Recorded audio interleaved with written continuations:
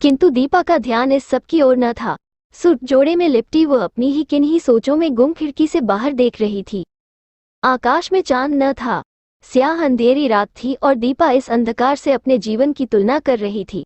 आज तक अंधेरों में ही तो जियी थी वह, कभी कोई खुशी न देखी, कभी कोई उजाला न देखा। उन अंधेरों से घबराकर वो सोनपुर से निकली तो अंधकार के सायों ने फिर भी साथ न छोड़ा। विजय के मिल जाने से एक खुशी मिली थी, उसके मन में आशाओं की किरण चमकी थी। सोचा था विजय उसके जीवन को उजालों से भर देगा, किंतु फिर हुआ, आशाओं ने सिसक सिसक कर दम तोड़ दिया और उजाले की किरणें फिर उसी अंधकार में विलीन हो गईं। जिंदगी ने फिर करवट बदली। दुर्भाग्य ने उसे एक बार फिर छला और उसे अपनी तमाम आशाओं को कुचलकर कमल से विवाह करना पड़ा। सच तो ये था कि वो विवशताओं एवं परिस्थितियों के ऐसे चक्रव्यूह में फंस गई थी जिससे निकलने का अन्य कोई मार्ग न था। विजय को बचाना आवश्यक था उसके लिए, इसलिए नहीं कि वो उसे मन ही मन चाहने लगी थी, इसलिए नहीं कि वो उसके जीवन का सबसे पहला प्यार था, बल्कि इसलिए क्योंकि विजय ने उसकी आबरू बचाई थी, इसलिए क्योंकि विजय ने सिर्फ और सिर्फ उसे बचाने के लिए अपने पिता से झगड़ा किया था और जेल चला गया था। दीपा ये भी सोच रही थी कि भले ही उसने केवल विजय को बचाने के लिए ही कमल से विवाह किया था, किंतु ऐसा करके उसने विजय के साथ विश्वासघात भी किया था। तभी उसकी विचारधारा भंग हुई। उसने देखा व्हीलचेयर के पहिए घुमाते हुए कमल ने अंदर प्रवेश किया। कमल को सहारा देने के लिए दीपा को बिस्तर से उतरना पड़ा। उसने आगे बढ़कर द्वार बंद किया और कमल को सहारा देकर बिस्तर पर बैठा दिया। कमल ने बैठते ही दीपा का हाथ अपने हाथ में ले लिया और बोला, एक बात पूछें? पूछिए, कैसा लगा ये सब?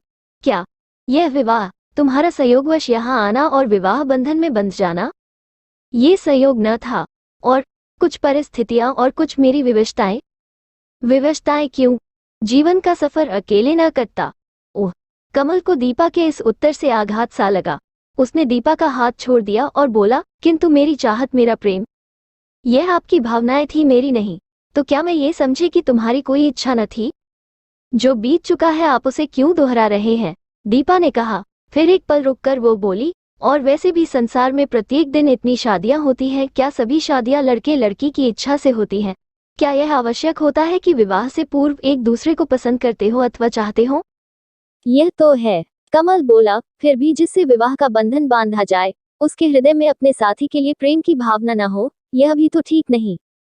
खैर छोड़ो, फिलहाल तो सोचने वाली बात यह है कि हमने अग्नि को साक्षी मानकर एक दूसरे को जीवन साथी के रूप में स्वीकार किया है। आज हमारे मिलन की पहली रात है।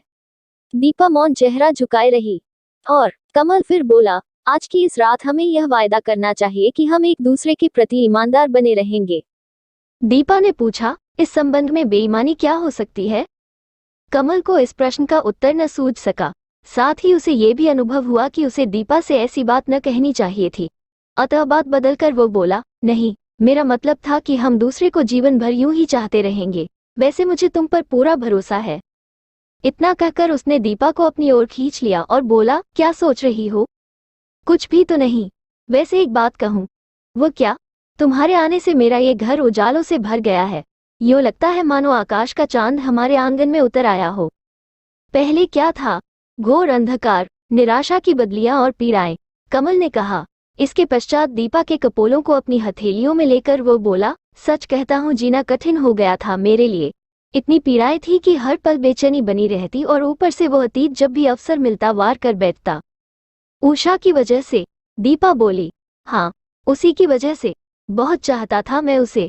उसकी स्मृतियां मेरे हृदय में इतने गहरे तक समा गई थी कि लाख प्रयास करने पर भी उन्हें निकाल न सका। फिर चली क्यों गई वह? मैं असमानता आ गई थी। मुझे सादगी पसंद थी और वो किसी पंछी की भांति आकाश में उड़ना चाहती थी।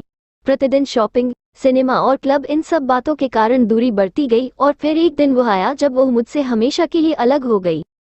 विवाह कर लिया होगा शायद, और आपका बेटा, उसे भी ले गई। खैर, ये तो बीती हुई कहानी है, दोहराने से कोई लाभ नहीं। बीती हुई राहों को भूल जाना ही ठीक रहता है। इतना कहकर कमल लेट गया और दीपा को बाहों में भरकर बोला, आओ देखें कि यह रात हमारे लिए क्या लेकर आई है। कहते हुए कमल ने अपने होंठ दीपा के होठों से सटा दिए। दीपा ने घबराकर आंखें मूंद ली। यूं लगा मानो वो विवशताओं के कुहरे में फंस गई हो। फिर कई दिन बीत गए।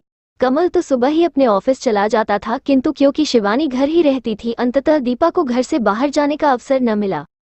किंतु एक सप्ताह बाद वो अवसर उसे मिल गया। शिवानी को अपनी सहेली की बर्थडे पार्टी में जाना था। पार्टी दिन में थी, अतः वो सुबह ही तैयार हुई और चली गई। दीपा को उसके जाने से प्रसन्नता हुई। अब उसके पास कई घंटों का समय था। इतने समय में वो कपूर साहब एवं विजय दोनों से मिल सकती थी।